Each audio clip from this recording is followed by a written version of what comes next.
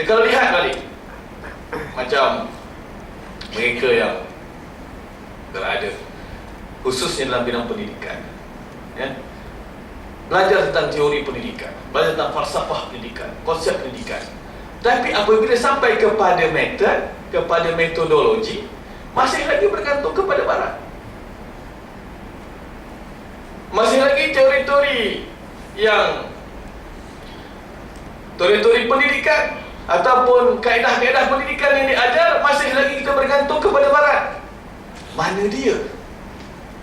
Ya, mana dia kajian yang saya percaya cukup banyak, yang saya percaya cukup berwibawa, yang telah dilaksanakan, yang telah dijalankan oleh para pemikir kita, oleh ilmuwan kita, tapi tidak digunakan. Dan nasib ini bukan sahaja melanda mereka yang berada dalam bidang pendidikan, malah berada pada mereka yang berada pada bidang teknologi. Sains teknologi pun begitu. Berapa banyak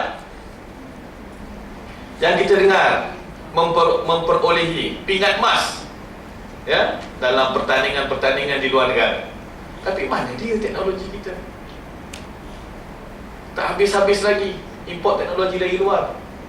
Dan saya percaya bahawa mereka yang berasal dari Pulau Pinang ini mempunyai keberanian, mempunyai kekuatan, mempunyai jati diri untuk memastikan sekali lagi Pulau Pinang akan menjadi hub intelektual Nusantara.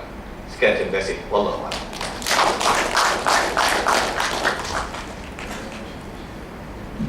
Terima kasih. Saya diarahkan gunakan roster.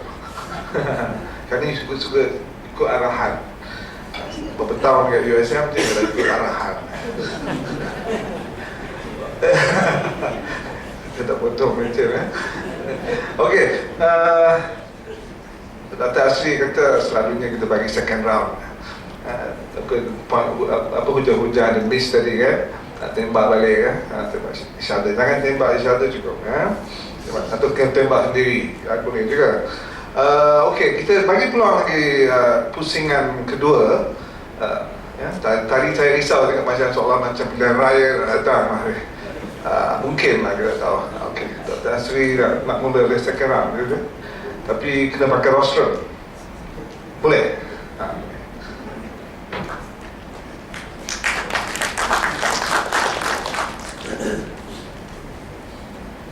Terima kasih Musi. Saya pun tak tahu ke mana tajuk kita.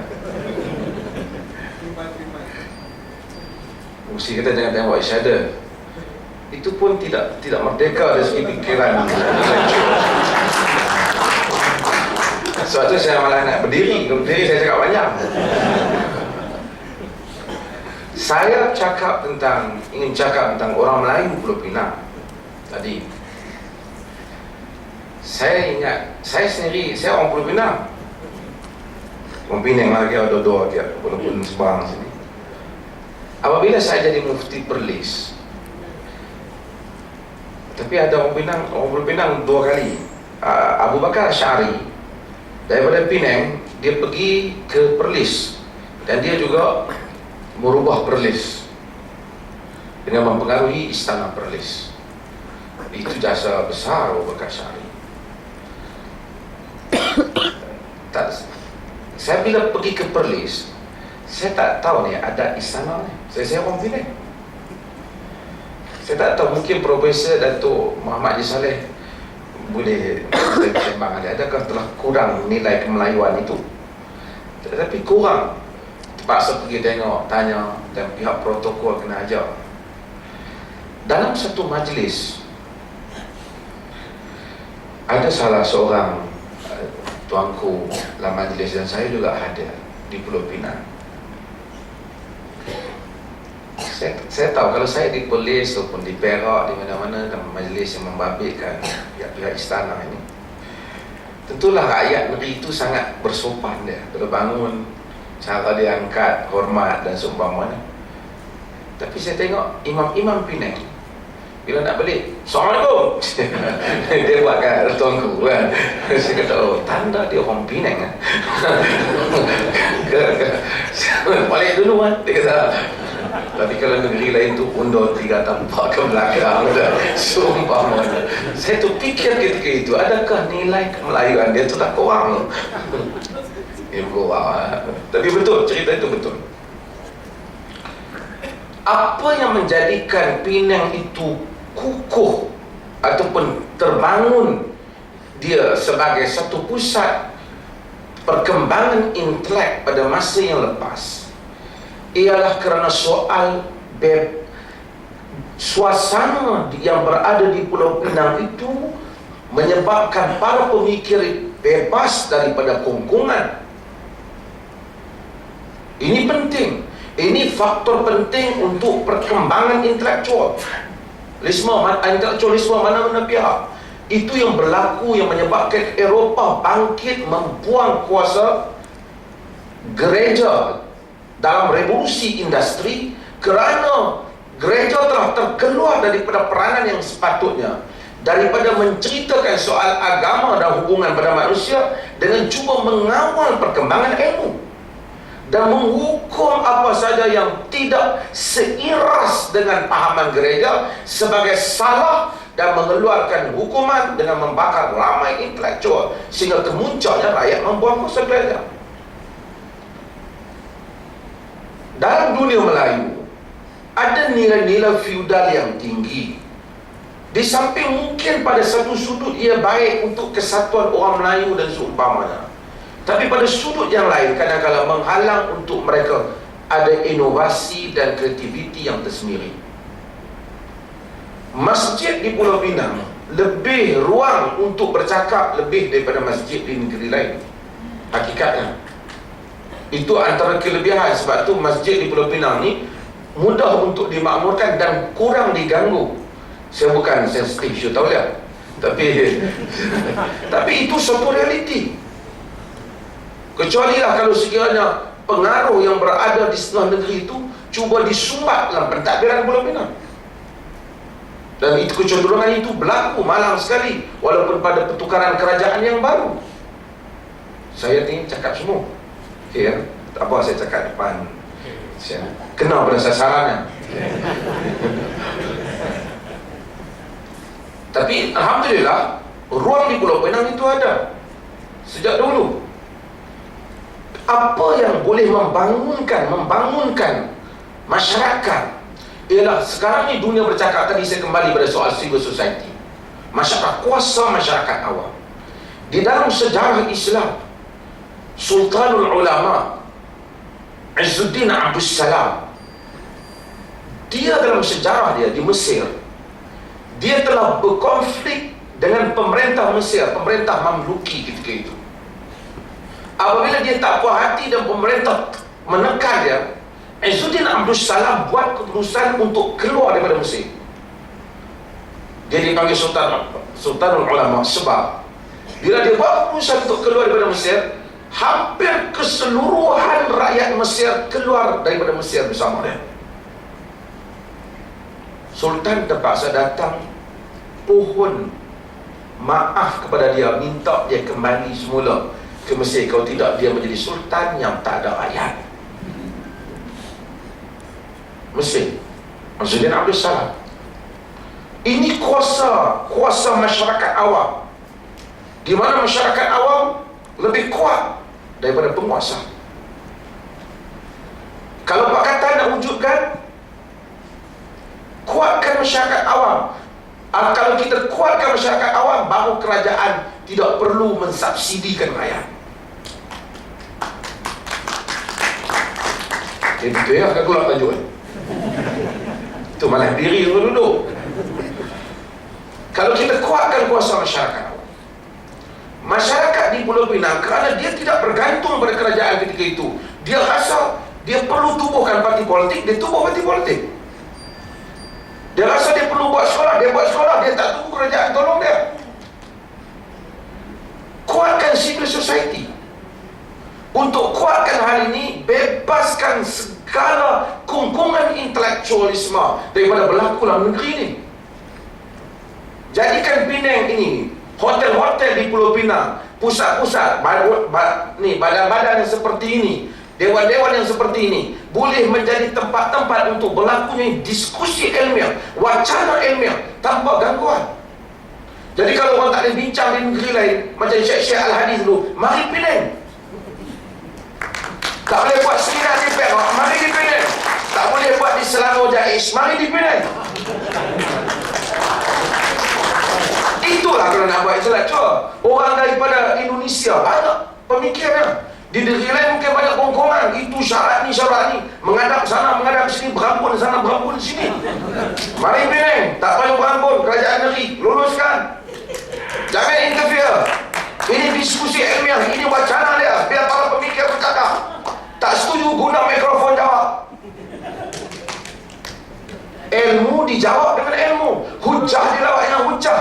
Bukan masyarakat yang terpelajar dan masyarakat yang bertamadun. Hujah dijawab dengan kuasa. Apabila sesuatu hujah yang dilontarkan, nak hapuskan dia, datangkan dengan hujah yang lebih kuat. Tapi kalau masyarakat yang kurang bertamadun, bila hujah dilontarkan, dia tak boleh jawab, dia datangkan dengan kuasa. Ini masyarakat mundur. Tapi Penang dalam sejarahnya, semua orang yang berhujah nak ditangkap di negeri lain, datang ke Penang. Iaitu Syekh Al-Hadi, itu Mustafa Abdul Rahman. Cukup ah, banyak.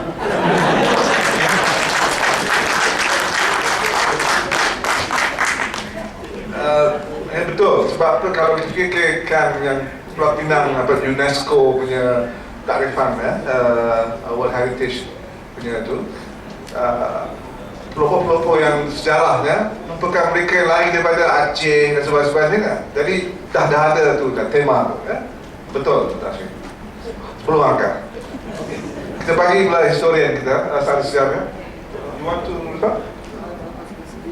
Okey. Atau punya tambah di sekarang nanti adil pula. Saya ni adil. Okey. Tak mau tak apa, tapi kena adil.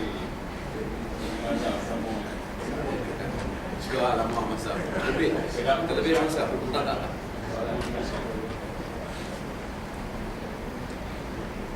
Terima kasih kepada moderator. Saya nak tambah sikit lagi. Disebut tentang generasi muda ni, dia kadang-kadang dia bukan masalah pemikiran, bukan masalah dia benar-benar faham apa yang dia kata, tapi kadang-kadang apa yang ada pada sosok tubuh orang muda itu adalah dari sudut persepsi, salah persepsi. Dan ini sebenarnya yang perlu dijawab, yang perlu dijawab oleh sistem pendidikan itu sendiri. Dan bila kita sebut tentang persepsi ini, kadang-kadang hujah yang diberikan, betul, hujah itu telah pun menang pada pentas-pentas perdebatan, tapi kalah pada gelanggang persepsi. Kalau kita lihat balik, bagaimana persepsi ini yang dibentuk dalam Al-Quran sendiri pun, disebut bagaimana Nabi Ibrahim itu yang mempunyai persepsi terhadap Tuhan pada peringkat awal. Dia di rumah mempunyai persepsi, yang dibentuk dia telah terbiasa dengan bapanya, seorang pengukir patung. Tapi dengan hidayah Allah Subhanahu Wa Taala, baginda Nabi Ibrahim, dalam dia mencari Tuhan, dia ingat kisah baginda bagaimana pada waktu malam, dalam malam yang gelap nampak bintang, dia kata itu Tuhan. Kemudian datang bulan, dia kata yang bintang tadi bukan bulan, bukan apa yang tadi bukan Tuhan, tapi ialah bulan, inilah Tuhan. Ya, apabila timbul siang, matahari, matahari, maka dia kata yang malam tadi, yang sebelah malam tadi, bulan itu bukan Tuhan. Ini adalah persepsi. Ya, dan adakah apabila Al-Quran menimbulkan kisah ini hanya berlaku pada Nabi Ibrahim semata-mata? Tidak. Dia berlaku pada generasi muda pada hari ini. Dan kita kena jawab. Tentang persepsi ini. Sebut. Tak kisahlah pemikiran apa pun. Kadang-kadang pada orang muda tu hanya ada persepsi, bukan pemikiran, dan dia tak faham. Dan inilah sebenarnya yang diperlukan oleh orang muda untuk persepsi ini dibetulkan. Dan bagaimana persepsi ini nak dibetulkan? Ya, bagaimana persepsi ini nak dibetulkan? Timbullah disebutkan kaedah. Dan kaedah inilah sebagaimana yang saya sebutkan pada peringkat awal tadi, ya, pada peringkat awal tadi, kita perlu untuk berani merongkat, menjelajah, meneroka kaedah-kaedah baru, agar persepsi yang kabur yang ada pada generasi muda ini dapat dijawab. Dan itulah kalau kita lihat balik, persepsi pada orang yang lebih dewasa kepada orang muda, supaya mereka ini bangun, mereka ini dapat untuk menjadi seorang intelektual yang hebat, ya? Kita tidak mahu nanti orang muda bercakap cara orang muda dan orang yang lebih dewasa bercakap cara orang lebih dengan cara orang yang dewasa. Kita perlu faham, dan saya yakin dan percaya bahawa kita mempunyai kekuatan dan kita mempunyai segala macam kemudahan yang ada. Kalau setakat dengan kebebasan yang ada ataupun yang diperuntukkan, tapi kita masih lagi gagal untuk memahami bagaimana cara orang muda perlu kita tangani, maka kita tidak dapat untuk merealisasikan ataupun mengatasi cabaran yang ada Pulau Pinang sebagai hub intelektual Nusantara. Wallahu a'lam. Assalamualaikum warahmatullahi wabarakatuh.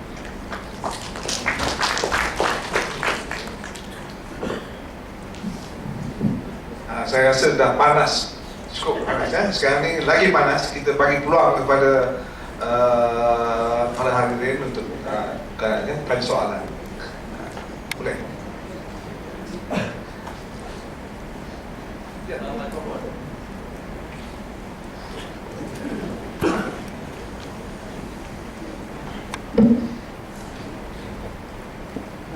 kenalkan saudara, nama saudara, bukan untuk apa saja. Assalamualaikum. Saya Haris, ke orang Pening juga. Sekarang di Pening. Saya sebenarnya sedikit terganggu dengan apa yang kita bincangkan hari ini, sekarang pada malam ini. Pertama sekali saya minta maaf kalau apa yang saya sebut ada salahnya, dan saya sangat suka kalau saya salah dan dibetulkan pada malam ini. Sebab kita ada orang yang besar di sini kan. Apalah, saya orang budak nak cakap sini. Tetapi kita bercakap tentang orang muda, kita bercakap tentang ruang awam, kita bercakap tentang masyarakat sivil, kita bercakap tentang macam mana merasionalkan ruang awam. Maksudnya kita mengkritik feudalism, kan? Kita mengkritik bagaimana masyarakat itu tidak ada autonomi, bukan saja autonomi diri tapi juga autonomi ideanya, fikirannya. Di mana idea dan fikiran itu kita subsidikan kepada orang lain untuk berfikir.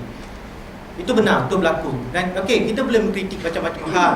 Itu tidak benar, itu salah, itu tak patut berlaku, kan? Tapi sekarang dengan adanya kerajaan baru, ada satu keinginan untuk berubah, keinginan untuk memperkasakan masyarakat sivil sebagainya, saya agak terganggu sebab hal itu saya rasa banyak yang tidak dilakukan di Pening ini. Contohnya sebelum kita ada kerajaan yang baru, disebut tentang soal kerajaan tempatan. Saya rasa ini paling asas kalau kita nak cakap tentang merasionalkan ruang awam. Kerana soal intelektualisme bukan hanyalah mendatangkan individu yang bijak yang lahir untuk berfikir bagi masyarakatnya, tetapi memberi ruang kepada orang ramai, masyarakat itu berinteraksi antara satu sama lain. Dan isu kerajaan tempatan ini adalah asasnya di mana masyarakat komuniti itu sendiri menentukan apa yang mereka mahu. Kalau di taman itu hendak bagaimana, taman itu tentukan. Dia autonomous. Tapi tanpa ruang dan hak untuk menentukan bagaimana mereka nak mentadbir kehidupan keluarga dan komuniti mereka ini, saya fikir usaha untuk merasionalkan ruang awam itu, usaha untuk memastikan setiap individu dalam masyarakat berfungsi, bercakap, berinteraksi dan melahirkan buah-buah fikiran itu terbantul. Jadi apa yang saya soalan. Ya, soalannya saya ini saya soalan. Ya, soalannya saya rasa kita dah kritik banyak benda kita tahu ini masalah. Jadi bagaimana kita bermula? Okey, terima kasih.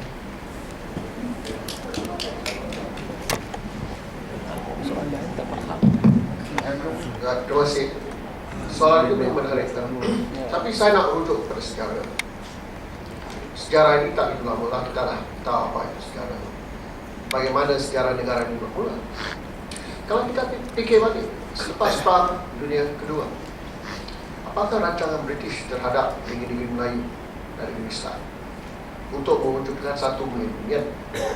Kalau kita tengok sajalah apa akan jadi jika Malayan Union itu dilaksanakan, maka hak orang Melayu akan hilang sama sekali.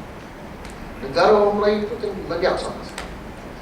Dan pada masa itulah terdapatnya peranan kelompok-kelompok intelektual. Mereka itu bukan intelektual yang tinggal di Menara Gading. Mereka intelektual yang bergaul dengan orang ramai, bincang dengan mereka dan mempunyai suatu suara untuk menentang bukan saja British, tetapi raja-raja Melayu juga yang menandatangani persetujuan untuk menjadikan negeri-negeri Melayu itu sebuah negeri. Kalaulah saudara-saudari rujuk kepada surat khabar majlis ataupun warta negara pada masa itu, kalau kita tengok mutu perbahasan yang didapati pada masa itu tentang demokrasi, hak rakyat, kuasa raja, konsep demokrasi, bagi saya lah apa yang dibahaskan bermutu tinggi. Itulah bagi saya the beginnings of civil society pada masa itu. Walaupun istilah civil society tak wujud, sudah ada. Secara menyeluruh orang Melayu bangun menentang, bukan saja British, tapi sultan-sultan, raja-raja Melayu yang telah mengkhianati mereka. Dan pada masa itulah orang Melayu dengan suatu cara berdiri hukum raja kerana raja yang berhaka kepada rakyat pada masa itu. Tak percaya, rujuklah kepada majlis warta negara. Warta negara itu diterbitkan di mana? Bukan kalau bukan di Pulau Pinang. Correct. It's also here. Ya. Inilah satu perkara yang penting. Maka soalan yang kamu timbulkan, kenapa pada hari ini tak ada satu keadaan seperti ini? Baik, kalau kita rujuk kepada apa yang telah berlaku sejak masa itu sehingga zaman itu sehingga hari ini, banyak perubahan yang berlaku. Kerana ada banyak undang-undang yang telah kongkong, sekat masyarakat dan para intelektual berfikir, khususnya para intelektual Melayu. Kalau terdapatnya intelektual Melayu yang berdiri mempunyai pendirian yang tak samalah dengan mereka yang berkuasa, habis saja kedudukan yang terancam. Maka kalau kita tengok saja di mana terdapatnya kesan civil society, kebanyakan didapati di kalangan kaum-kaum Melayu. Yang disekat, yang dihalang, yang ditekan itu sebenarnya masyarakat Melayu sendiri. Bagi saya, kalau Pulau Pinang nak muncul sebagai hak intelektual Nusantara, orang Melayu Pulau Pinang mesti bebaskan diri mereka, mesti mempunyai keberanian untuk bersuara secara yang terbuka. Jangan dikongkong. AIC pun sekarang tak boleh digunakan, tak laku lagi. Orang yang ditahan di bawah AIC dianggap sebagai hero, perwira. Inilah satu perkara yang kita harus fikir. Dan inilah satu sebabnya kenapa masyarakat Melayu tak dapat mengambil tempatnya dengan masyarakat-masyarakat yang lain untuk memajukan keintelektualisme di negeri Pulau Pinang. Kerana mereka masih terkongkong.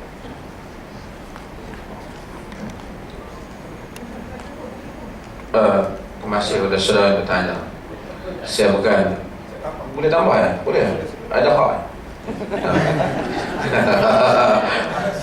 Saya kepada ni sahabat kita yang bertanya, terima kasih. Saya terlintas tahun lepas saya ke Jepun, jemputan kerajaan Jepun di bawah Japan Foundation untuk melawat Jepun, melawat beberapa tempat, salah satunya salah satu bandar kecil di Iwate. Saya melawat. Saya ingat, sebab saya nak cerita kekuatan penduduk setempat. Ada rancangan kerajaan untuk membangunkan kawasan mereka, nak developkan bandar tu. Bandar tu bandar lama, cantik. Saya pergi duduk di rumah-rumah lama dia. Tapi oleh kerana dan mereka pun sebahagian dah bersedia sebab dah berita tu kuat dan dan memang dianggap sah daripada pihak kerajaan memang nak membangunkan tempat mereka.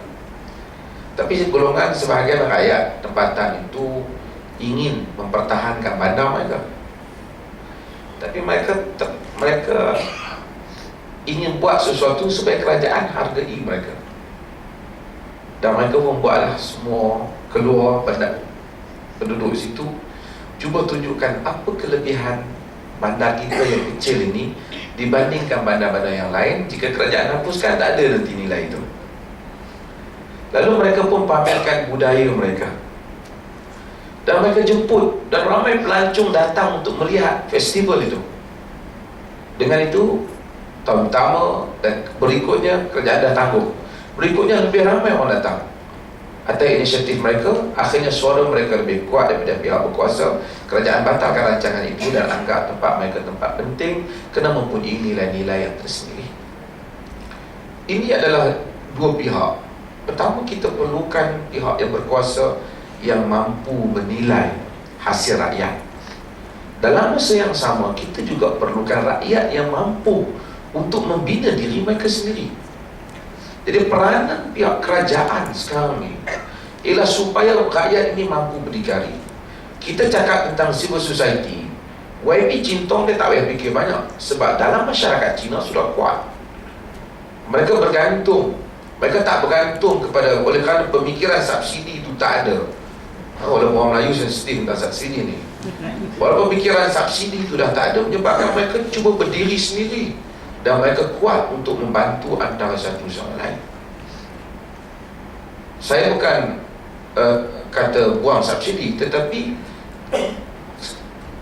sikap sesetengah pemerintahan. Saya nampak Pakatan Rakyat pun untuk bagilah majlis kat sama juga lah. Dia bermula dengan PN, ada lah kadang-kadang tiru-meniru ni. Tak apa kot, kata sikit kan. Tak, ya, yang bagus kan. Tapi saya ingat, saya nak cerita ialah sikap menyebabkan rakyat rasa perlu bergantung pada kerajaan. Sikap itu mungkin bagus untuk politik pemerintah, tapi tak bagus untuk masa depan rakyat. Sebab itu kita kalau buat jalan di Malaysia ni, kita buat jalan jangan elok sangat supaya dia boleh berlubang.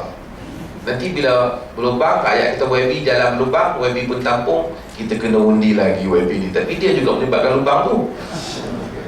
Tapi oleh kalau rakyat civil society tu kuat, dia daripada awal, dia tengok lubang, dia akan tanya, macam mana jalan ni boleh berlubang? Kualiti jalan. Ini sampai satu tahap yang maju dalam pemikiran. Untuk sampai rakyat kepada peringkat itu, bila rakyat tidak dihalang untuk berfikir dan bersuara, kembalikan kuasa hak bersuara. Ini penting. Saya tahu bahawasanya Pulau Pinang baguslah dengan, saya puji-pujilah yang perkembangan. Saya puji Pakatan Rakyat juga di Pulau Pinang di atas ruang-ruang ini. Ya, yang diberi, yang kita bagus, ada ruang yang lebih baik. Tapi kita tak boleh kata pada kerajaan, kita pun jangan kata apa yang Pakatan Rakyat buat sekarang dah cukup bagus. Dia selesa lah. Kita tak, no, we need more. Kita perlukan lagi. Dan kita tak akan dahap, kita tak boleh banding. Cuba tengok Thailand lagi teruk. Ini semua pemikiran yang salah. Saya pernah forum dengan salah seorang panel daripada Pakatan Rakyat. Bila saya kritik, dia kata UMNO lagi teruk. Saya kata itu tak betul cara fikir macam tu. Kenapa awak jadikan dia piawaian awak? Tak betul. Awak kena letakkan satu piawaian yang tinggi, benchmarking yang tinggi, barulah kita tahu tahap itu. Dan Pulau Pinang ni, dia telah pergi, ramai tokoh boleh muncul, maka dia sepatutnya terus memunculkan tokoh. Saya harap, saya pernah kata kepada YB Cintong juga, apabila orang nak buat seminar je, tajuk-tajuk yang sensitif ke apa, orang fikir, jom pergi Penang. Bukan kata kita halalkan semua, tapi kita benarkan ruang wacana. Nak ada apa-apa tajuk, pergi Penang. Tak ada kena minta itu, kena minta ni. You badan yang rasmi, you badan yang legal, silakan diskusi intelek, cakap bersama dengan intelek. Ini kalau Penang boleh buat, maka orang daripada Indonesia nak berdiskusi dengan orang Malaysia datang Penang, Thailand nak berdiskusi datang Penang, semua datang. Hotel-hotel kat Penang dari segi ekonomi lah, itu satu hal kan, bertuah penuh. Pasal apa? Diskusi semua tajuk-tajuk mari Penang. Bahkan nak cakap tajuk yang semua takut, Penang, mari datang Penang. Ibrahim Ali pun nak cakap dia takut, datang Penang. Jemput, dia terbuka kan, siapa pun boleh datang Penang. Itu baru jadi hak pemikiran. Terima kasih. Terima kasih. Tadi ada soalan ya, sorry. Lagi mikrofon kepada kita. Jauh jalan tu. Tak perlu ekor-ekor keadaan yang sama. Semua pun nak kenal. Nama saya Zainul Abidin Hashim ataupun Datuk Zainul Abidin Hashim, bekas ahli PSP 89 95 dan memegang jawatan gagasan Badan Ekonomi Melayu Malaysia (KABEM). Saya nak cakap di sini, saya bersetuju mazhab dan saya bersetuju Dr. Arifin, kerana nada-nada yang bercakap katuk kita kena ikuti. Pemimpin kena berani tegur pemimpin, barulah sampai hak intelektual Nusantara. Saya bukan nak mulai, saya nak cakap sikit dengan hal ini. Saya akan sebut, saya akan sentuh 2-3 perkara untuk soalan. Bagi peluang dah 1 minit, 2 minit berkaitan dia nak sokong kenyataan yang disebut oleh dua-dua pemimpin yang wira, pemimpin berani tegur pemimpin. Dalam dunia sekarang ini banyak pemimpin politik mengampu dan bodek. Ada kaitan dengan mazhab tadi.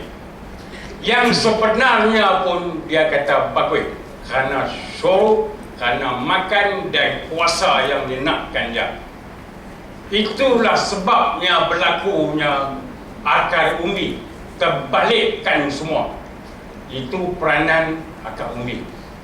Cukup Tuan Fungsi, saya tak mau cakap bab ni, kalau dia berkaitan saya pun dengan mazhab juga. Nak cakap kita main di Pulau Pinang, Tanglei ada sekatan, ada lesen, ada permit, baru boleh bercakap.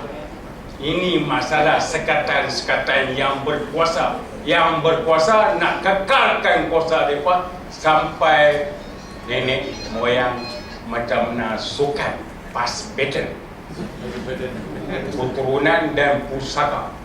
Pusaka apa saya tak tahu. Saya cakap neutral tak sebut. Macam Nazri Aziz, tukang pukul. Nazri Aziz dia tukang pukul. Nazri lain bukan Nazri Aziz IPM. Soal saya, Zainul Keling,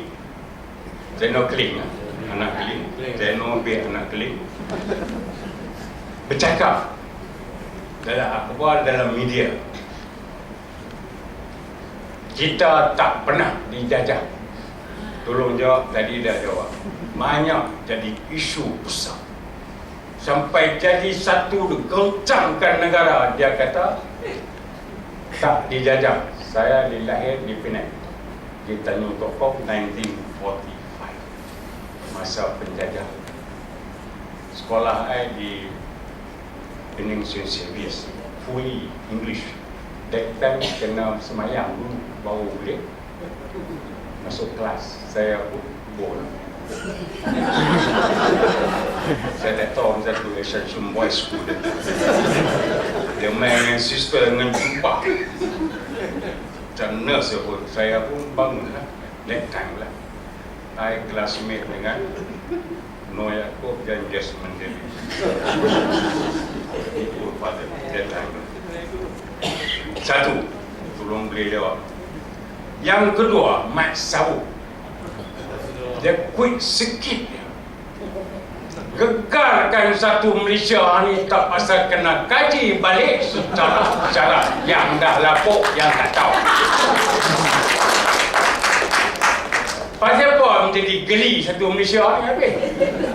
Adakah nak divert isu nak pergi ke ini nombor satunya penceramah tadi moderator tolong bagi yang pertama, yang kedua tolong jawab. Saya Mat Sabu dah petik sikit.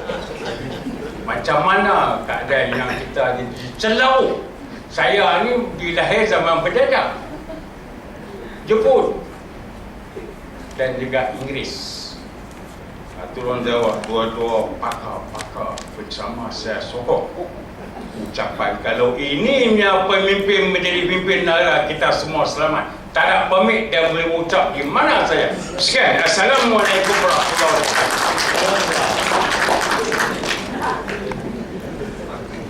Dari tajuk.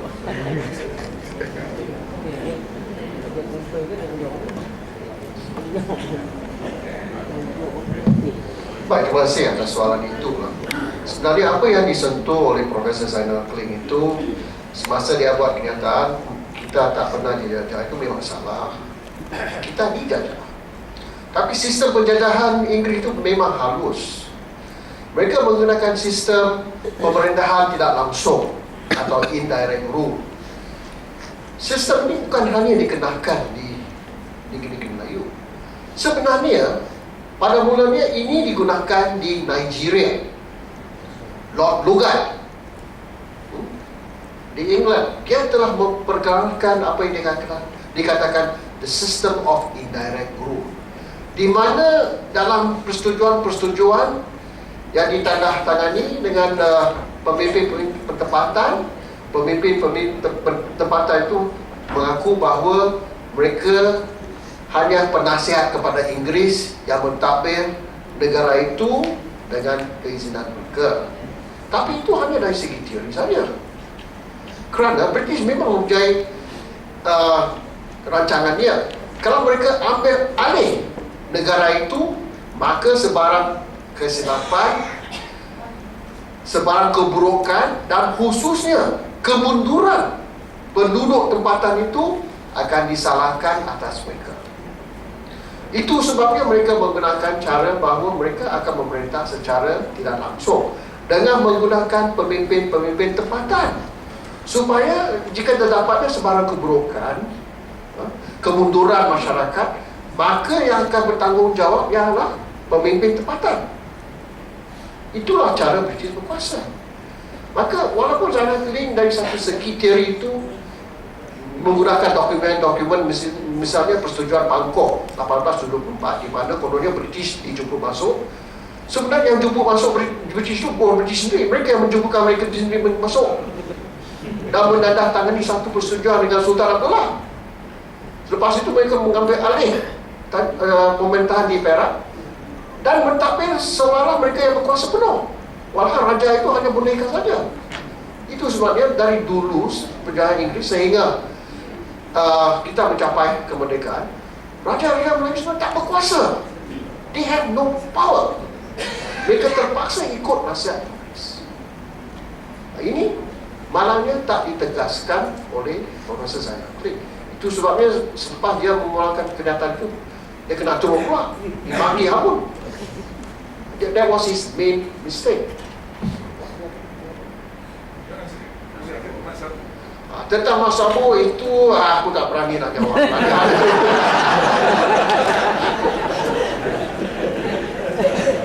Terima kasih. Saya ni bukan ahli sejarah, tapi ada dua perkara saya nak sentuh. Pertama, saya bukan sokong Mat Sabu ke apa, tapi itu satu perbincangan sejarah yang satu orang lontarkan, tapi telah bertukar menjadi satu sentimen yang begitu dahsyat, macam nak jadi satu darurat dalam negara ni. Padahal saya bukan tiap hari sokong boleh keluar dah nak. Saya ingat kita tajuk yang begitu penting untuk dibahaskan secara intelek telah bertukar menjadi satu perbincangan yang emosi. Itu saja yang jadi masalah dalam negara ni. Sebab tu golongan sejarawan, golongan bijak pandai, profesor-profesor di universiti, mereka macam kalau nak cakap pun takut.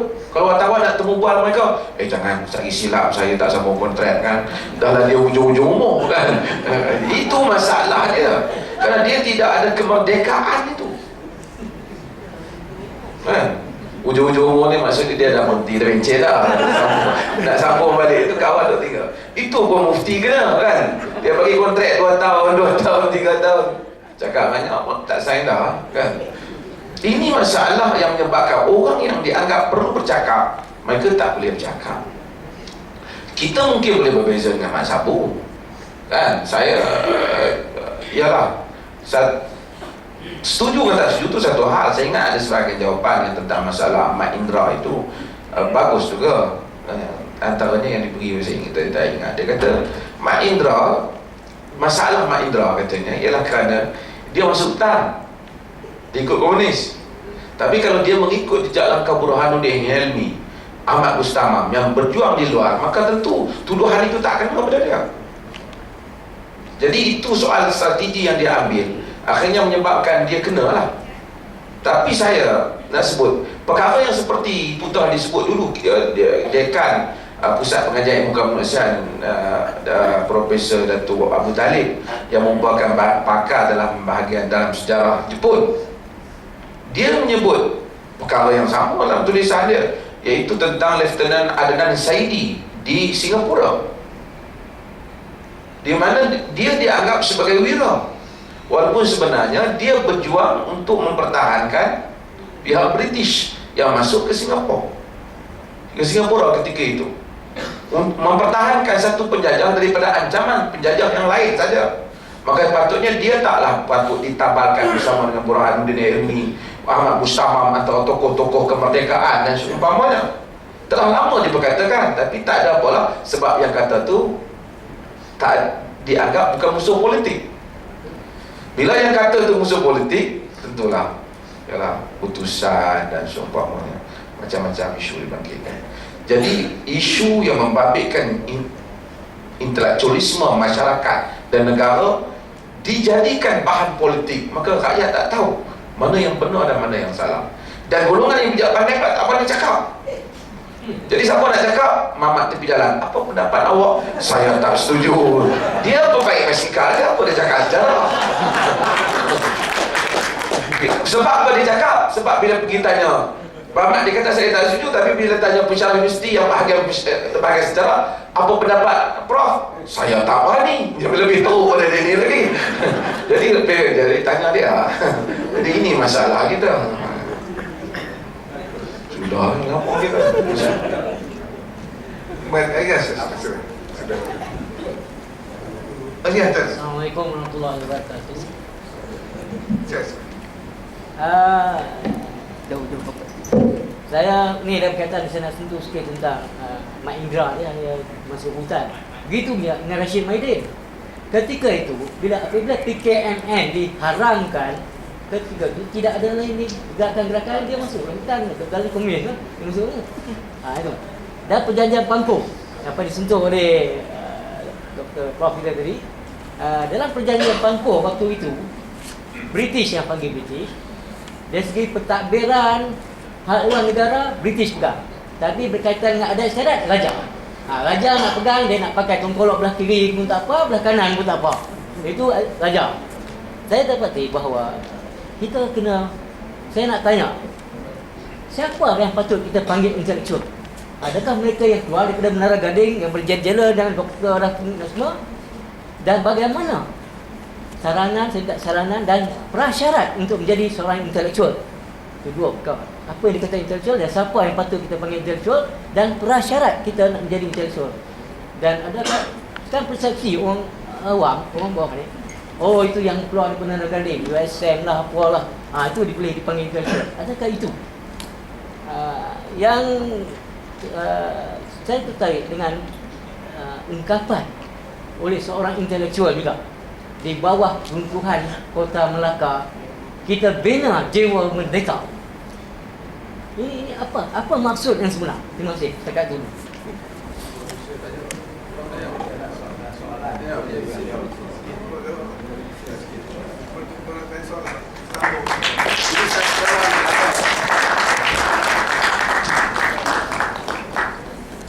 Assalamualaikum warahmatullahi wabarakatuh. Saya bukan maksud nak jawab soalan tu datang ke ujung-ujung ya. Saya nak katakan tadi disebut 2 kali nama saya bahawa saya dapat menyelesaikan bagaimana masalah orang Melayu ni dengan nilainya feudalnya. Saya nampak yang boleh meruntuhkan orang Melayu itulah nilai-nilai feudal yang mengelilingi kita dan kita tersekat di dalamnya. Dan bukan saja orang negeri-negeri yang beraja, Pulau Pinang pun banyak orang yang feudal pemikirannya. Sebab itu kita jadi begini. Saya nak tambahkan pasal mungkin tak ada ruang tadi. Pulau Pinang juga ialah negeri yang sangat penting untuk pemikirannya melalui sastra. Tadi disebut Syed Syahal Hadi. Syed Syahal Hadi adalah penulis novel, tapi penulis novel saduran. Dia ambil situasi di Mesir dan ditambahkan watak-watak Mesir untuk membayang masalah kita di sini, iaitu status wanita dan hak wanita Islam pada waktu itu. Jadi dia mempelopori pemikiran ini dan disambung oleh Ahmad Rashid Talu yang sebenarnya ialah novelis Malaysia yang pertama dan membicarakan hal yang lebih kurang sama. Misalkan dalam Iakah Sama dimunculkan, maaf saudara pun panjang sikit ya. Ya, banyak sikit. Ini orang awal yang seorang pemikir untuk masyarakat. Malah Salma itu seorang wanita berumur 16 atau 17 tahun yang dapat menyelesaikan masalah. Tapi yang luar biasanya yang datang ke sini ini atau berasal dari sini lain pada Syahal Hadi dan Ahmad Rashid Talu ialah Christmas menjadi editor Warta Negara yang disebutkan oleh Saudara Arifin tadi. Dan setelah itu datang Abdullah Hussein dan tentu saja Shannon Ahmad, walaupun dia orang Kedah tapi tak ci, dia lama duduk sini, dia makan minum ayak kita di sini. Jadi sebenarnya dia orang Pulau Pinang. Dan Kasih Ahmad pun, Kasih Ahmad dulu lama di sini tapi dia ada pindah ke Kulim. Mungkin dia ada. Dia masih ada di Pinang. Mungkin dia sokong IC, dia tak masuk sini. Okay. Latif Muhyiddin lama, dulu beberapa tahun di sini dan balik ke sini. Sekarang ni Rahimah Hamid dan Saleh Yaakob, ini orang luar, orang Kelantan dan orang Pahang yang jadi penulis-penulis kita. Saya nak katakan bahawa sastra juga ialah hub intelektual dan kita ni mengumpul idea-idea dari luar, pemikir-pemikir datang sini. Tapi soalan saya nak tanya pada saudara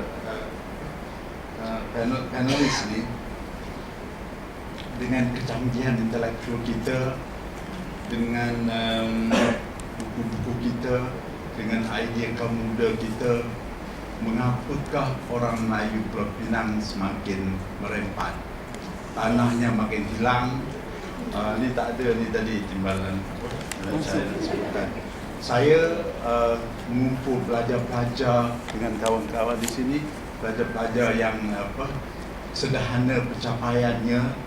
Jadi kita beri kursus sudah 2-3 tahun dan 2 tahun dan nampaknya susah nak gerak dengan mereka ini. Saya orang sini, besar pada belah sini, belah sana, sekarang duduk di sana. Tapi tiap-tiap tahun pemilikan tanah, pekerjaan, taraf ekonomi, kecerdasan semuanya makin menurun. Apa akan jadi pada orang Melayu Pulau Pinang dengan intelektual yang begitu banyak yang dulunya sangat terkenal tapi sekarang ini tak tahu di mana mereka. Sekian, terima kasih.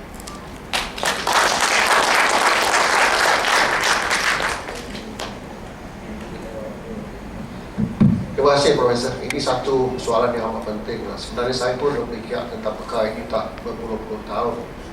Mungkin saya akan cuba memberi satu jawapan yang munasabah. Dan saya akan rujuk kepada, katakanlah kita rujuk pada kaum Cina. Kalau kita duduk pada tahun Cina di Pulau Pinang, budaya mereka masih kukuh. Berpuluh-puluh tahun, beratus-ratus tahun berdiri, masih dilaksanakan. You look at the Nine Emperor God celebration, the Feast of the Hungry Ghost, semua ada, kan? Tapi kalau kita nak cari budaya orang Melayu di Pulau Pinang, seperti yang saya sebut awal tadi, kita Borea dan bangsa hilang sama sekali. Apa sebabnya? Dan saya fikir, apa sebabnya budaya orang Melayu, ciri-ciri Melayu, kekuatan Melayu makin lama makin puas? Bagi saya jawapan ini ialah dua perkara. Dan antara dua ini, politik dan ekonomi, yang paling penting adalah ekonomi. Ekonomi yang penting. Kekuatan Melayu dalam bidang ekonomi makin lama makin memasuk. Apa sebabnya? Itu sebabnya saya bertanya-tanya lah. Sejak kita merdeka berpuluh-puluh tahun, Barisan Nasional berkuasa di Pulau Pinang. Adakah mereka benar-benar bertindak untuk memajukan masyarakat? Ini yang kita harus tahu. Sebagai suatu misalnya, wujud sajalah apa yang sedang terjadi kepada tanah wakaf, cuma mana disalahgunakan, maka macam mana dikemas. Ini yang penting. Saya tak mau hukum UMNO. UMNO is just the party. Tapi kita harus tengoklah individu-individu yang dalam UMNO. Bukan semua ahli UMNO itu orang yang jahat, menyambut dengannya. Tidak. Tidak. Ini terus terang sedang kita tahu. Ayah saya pernah menjadi UMNO. Semasa zaman Dato' On, menyokong UMNO dengan kuat. Tapi selepas era Dato' On, selepas kita ada merdeka, pengganti-pengganti baru yang masuk dalam UMNO semua, sejauh manakah mereka kepentingan bangsa? Sejauh manakah mereka mempunyai komitmen untuk memajukan orang? Apa sebab kita mesti bertanya? Apa sebabnya makin lama, makin banyak lagi perniagaan orang Melayu di Pulau Pinang lesap sama sekali, hilang. Why is this? Kerana pemerintah yang kononnya nak mementingkan hak-hak orang Melayu, kebajikan orang Melayu, hanya buat ini hanya dari segi kata-kata saja. Tapi tiba masa nak menunaikan janji-janji, tak pernah ikut. Inilah yang jadi masalah. Maka dari segi ekonomi, ya, kalau ekonomi itu tak kukuh, kuasa politik sebenarnya tak bermakna. Itu sebabnya a very famous banker, the Rothschild, pernah mengatakan, I'm not interested in politics. You just allow me to control the banks. I can dictate the politics. Ini yang penting. Dan inilah nasib yang telah menimpa masyarakat Melayu di Pulau Pinang. Maka macam manalah kita nak keluar daripada keadaan seperti ini? Bagi saya, orang Melayu mesti berdiri sendiri. Tak boleh bergantung kepada parti politik. Mesti mewujudkan kekuatan sendiri, kerja bersama. Carilah jalan untuk memajukan ekonomi mereka. Sudah ada bisnes-bisnes Melayu, perniagaan Melayu, kaya. Ada juga. Kalau kita tengok pada hari ini, ada kontraktor-kontraktor Melayu yang berjaya. Yang jadi masalah pada masa dulu ialah yang dimajukan dulu di Pulau Pinang, kroni-kroni, kawan-kawan yang tidak mempunyai kewibawaan dan kemampuan untuk menjalankan perniagaan mereka. Maka sebaik saja peluang-peluang mereka kalah, tak ada kuasa, mereka pun banyak di muka bumi. Inilah masalah yang kita mesti menghadapi. Terima kasih. Saya sebenarnya nak jawab soalan ni, Prof ni memang pakar lah. Mungkin dia tanya di kira ujian ni. Tapi saya telah melontarkan pandangan ini agak sejak beberapa tahun yang lepas. Ini soal kekuatan budaya. Orang Melayu ada kelebihannya. Kita pun orang Melayu dan kita tahu apa yang lebih dan apa yang kurang.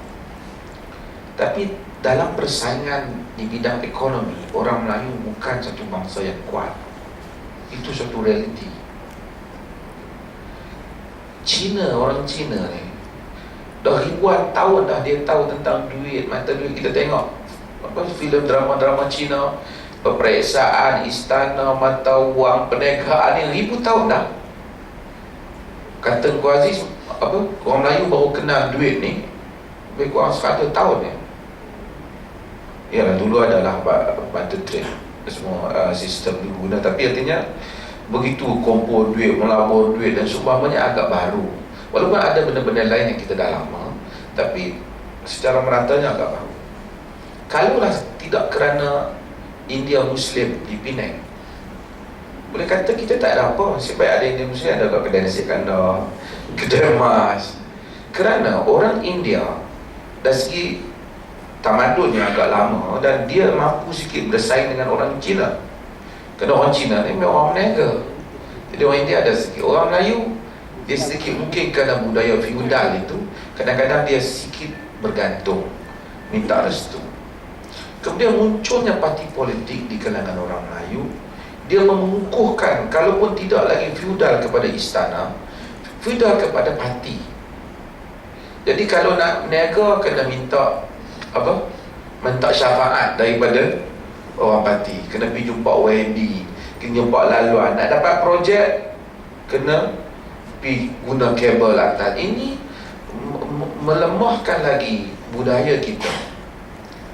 Di Pulau Pinang, saya ingat, di samping Wallahualam, tapi saya ingat kerana dia jadi negeri yang awal pesat di medan persaingan ekonomi, maka persaingan orang Melayu dengan orang lain di bidang ekonomi itu bermula sangat awal. Bila bermula awal, tewasnya pun awal. Bila tewas awal, banyaklah tanah-tanah kita yang mana kita dapati orang Melayu kurang. Dan orang Melayu pun dia simple, dia tak mau bersaing sangat. Agak dah lama tak boleh, dia pergi duduk kulim. Dia pergi duduk di sekitar petani. Kalau dia duduk sikit lagi, cuba dia developkan diri, dia boleh. Tapi dia rasa orang lain semua pergi, takkan aku nak tunggu. Tapi mungkin sebab civil society dia lemah. Kita persatuan orang Cina tak, saya tak suka. Kita mesti salahkan, bangkitkan semangat untuk lawan orang Cina. Sebab dah kita buka gelanggang bersaing ini, maka bila berlaku persaingan, inilah siapa yang cepat dia dapat. Ni market ni pula market kapitalis. Siapa cepat dia dapat. Tapi soalnya macam mana kita nak memperkukuhkan yang dikatakan orang Islam. Saya dulu tulis di situ orang Islam. Orang Melayu tak ada cara. Orang Arab dia tak kuat tau. Orang Arab walaupun bahasa sastranya bagus, syairnya hebat, tapi sebelum kedatangan Islam, dia tak naik sebagai satu bangsa yang bersaing dengan Rom dan Parsi. Bila Islam datang, adanya suntikan akidah kepada dia, maka dia naik. Bukan sebelum tu orang Arab tak pandai naik kuda, dah pandai. Bukan tak pandai bersastra, dah pandai. Tapi dengan disuntikkan satu kekuatan baru, iaitu yang budaya, nilai-nilai agama, value, Islamic value tu, maka dia naik menjadi tamadun.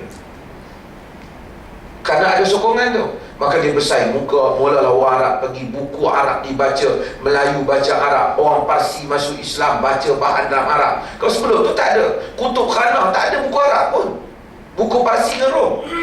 Dan value tu masuk. Sekarang Melayu nak masuk value pun nak pergi dekat supaya dia dapat naik. Ini kita kata Islam lah, tapi Islam kita pun diajar secara Allah. Kita pun pergi dengan Islam tu pula jadi mundur sebagian tu. Bersih Melayu tu, bukan Islam bersih Nabi tu. Jadi inilah yang perlu dikemasinikan oleh kita. Saya tak maulah nak salah parti politik macam-macam lah. Memanglah ada unsur-unsur tu semua, tapi ini pada pandangan saya lah. Prof bagi beritahulah, dia tulis selama Profesor Datuk Muhammad Saleh ni buku, dah banyaklah buku karangan mengkaji khazanah Melayu ni. Ini pandangan lah. Terima kasih.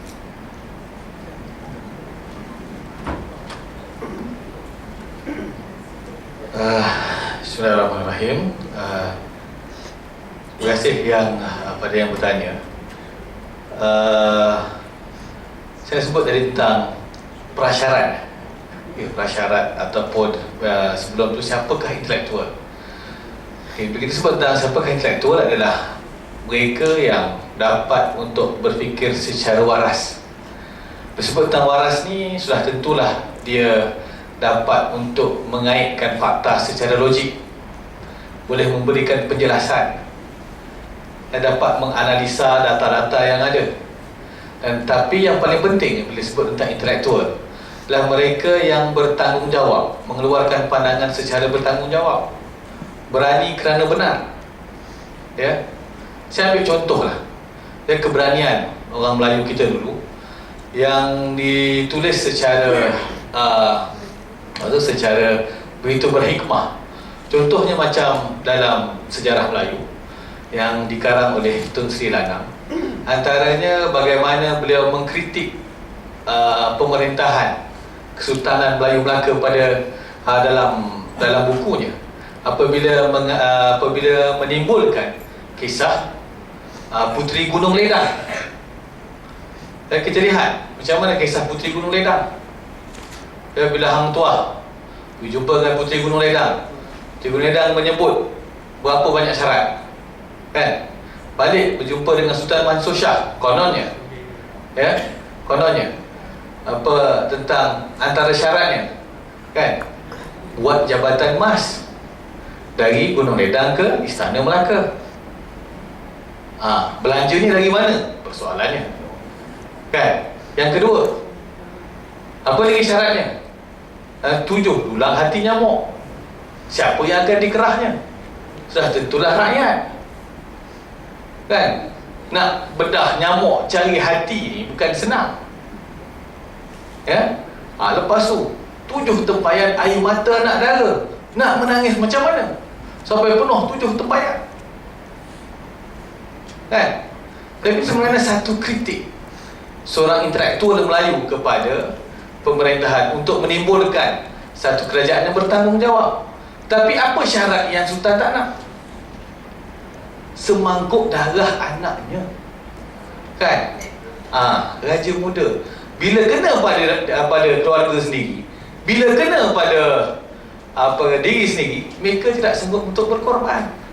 Inilah contoh pemimpin Melayu dulu, kan? Kot sampai sekarang mungkin ada. Itu bila kita sebut yang itu. Ini antara, ya. Saya amat teruja dengan soalan pertama tadi yang bangkit, yang bangun. Dia tanya bagaimana mau bermula, ya. Sekarang ni saya lihat kata-kata sini berapa orang je yang bawah umur 40, katakanlah orang muda, kan? Sikit je. Saya kalau ingin saya cakap, ya, kumpulkan orang muda. Nak datang malam ni pun susah. Yang datang ni kita raikan. Buat perkumpulan. Agar mereka ni boleh berfikir sebagaimana yang dikehendaki, sebagaimana yang dituntut. Ya, mungkin bawah Institut Pulau Pinang boleh mewujudkan satu kelompok pemikir muda, ya, yang boleh tak kira lah dia ada degree ke, ada masters ke, ada PhD ke, ataupun hanya ada SPM, tapi berminat berfikir secara bertanggungjawab untuk memperbaiki masyarakat, dia silakan, dia alu-alukan. Itulah antara, ya. Wallahualam.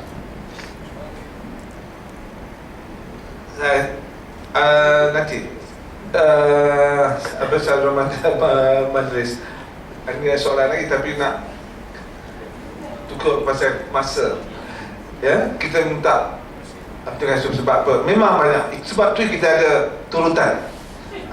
Ini yang sebab ni MPSP akan buat lagi, kan? Itu yang kita nak ni. Kalau habis malam ni tak boleh lah. Ini yang menarik, kan? Dengan itu saya ingat banyak isu-isu yang kita kena kupas, fikirkan pada. Tapi jangan fikir saja, mesti laksanakan akhirnya dalam plan, ya. Kalau plan saja no action tak boleh juga. So itu yang kita harapkan.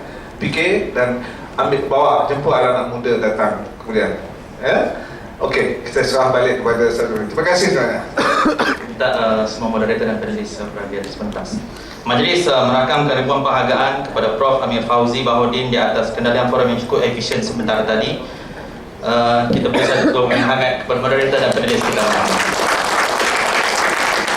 Hadirin dan hadirat yang dihormati sekalian, majlis diteruskan lagi dengan sesi penghargaan kepada moderator dan panelis Forum Nusantara pada malam ini. Dengan ini majlis mempersilakan Yang Berhormat Tuan Liu Chintong selaku pengarah Eksekutif Institut Pulau Pinang mengiringi Yang Berhormat Datuk Haji Abdul Halim bin Hussein, Speaker Dun Pulau Pinang, untuk tampil ke pentas untuk menyampaikan cenderamata tanda ingatan kepada panelis dan juga moderator forum kita. Dipersilakan.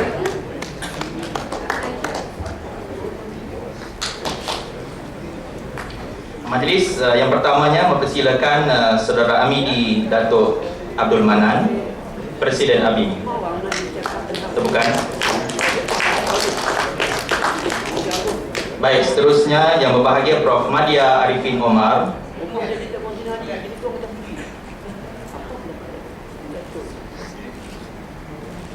Dan kemudiannya yang berbahagia Dr. Muhammad Asri Zainul Abidin.